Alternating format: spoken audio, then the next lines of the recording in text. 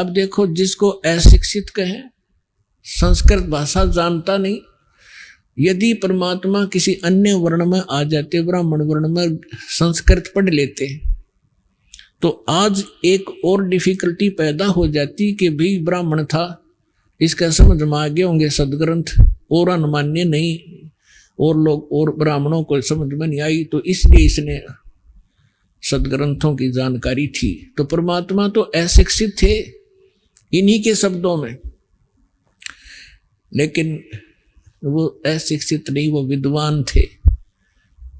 और यजुर्वेद अध्याय नंबर 40 के श्लोक नंबर 11, 12, 13 में कहा है कि वो तत्वदर्शी संत ही बताएगा विद्वान और अविद्वान की परिभाषा।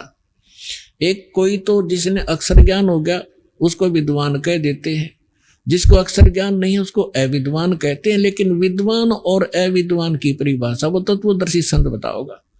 तो पुण्यात्माओं, ये संस्कृत भाषा ने जान कर महर्षि पाक रहे थे, विद्वान पक गए थे, और कख पता नहीं था कि एक भाषा से विद्वान होते हैं। अध्यात्म मार्ग के अंदर अध्यात्म ज्ञान से विद्वान होते हैं, भाषा कोई भी हो। तो अब थोड़ा सा आपको एक झलक दिखाते हैं कि 600 वर्ष पहले हमारे सदग्रंथों में लिखा था कि ब्रह्मा विष्णु महेश के माता पिता दुर्गा और ये काल है।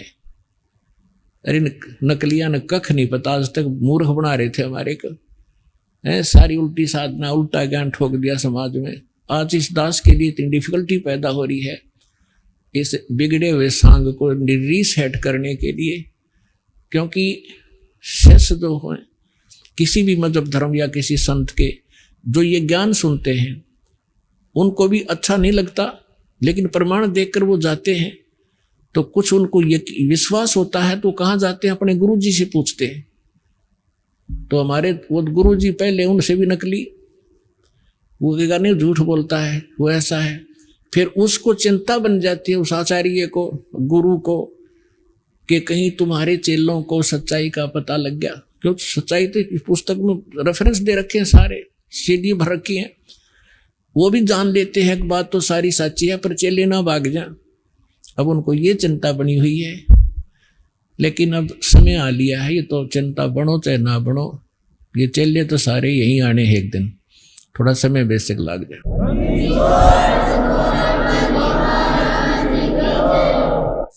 तो अब आपको परमात्मा ने दया करी आपके ऊपर, आपको शिक्षित किया और सदग्रंथ अनुवादित नीचे करवा रखे, यह भी कमाल की बात।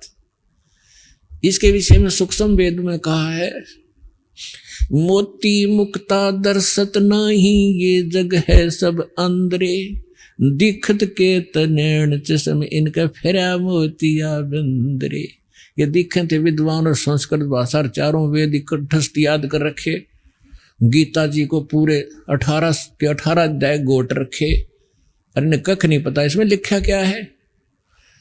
तो इसके विषय में कहा है कि ये दिखे थे विद्वान, बड़े संस्कृत बोलनीय, और इनका मोतियाबिंद था अज्ञान रूपी। किसी को मोतियाबिंद हो जाता है तो उसकी आंख तो बिल्कुल साफ दिखाई देती है, किसी ने खूब दिखता होगा, और दिखता कुछ नहीं।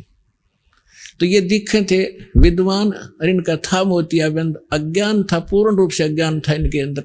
सभी हमारे धर्म गुरुओं में हमारे सदग्रंथ क्या बता रहे हैं, और ये 600 वर्ष पहले भगवान बता के गए थे। तो पुण्यात्माओं, अब समझने में देर नहीं लगेगी, who is God, Kabir is God.